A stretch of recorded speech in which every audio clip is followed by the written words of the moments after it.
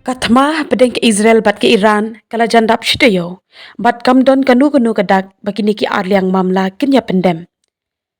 Kani ka jingya pen kalong wat hadian ba presiden ke Amerika u Donald Trump ula maham ya unong yalam bahakli du ke Iran u Ayatollah Khamenei ba ke Iran ke deban pendem wat no klembu kendon. U Trump ula maham ru ba ke Amerika kala banya shimbenta ha ka jingya kun banya rap ke Israel. Penban u Khamenei ula pen da ka baong baki Iran kan job ya kari jong kasiyon kumala job unong ya lam bakrau jong ki muslim hakas pa asnem ka banyo. Hadian kini ke jinga kop ka wei ni ka jingma ka bakrau ka de ka jingla jong ka Israel ban kesam da ubom shiki jaka bu tiar thama nuklear ni ka jaka bu uranium ka Iran ya ka balanget bala bu ri de kispa mita shapok khendo.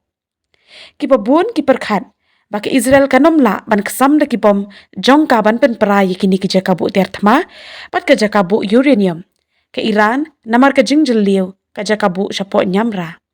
Henry ke International Atomic Energy Agency IAEA kali athu bakani ka jaka bu uranium ke Iran kala sha ther ha ka Israel.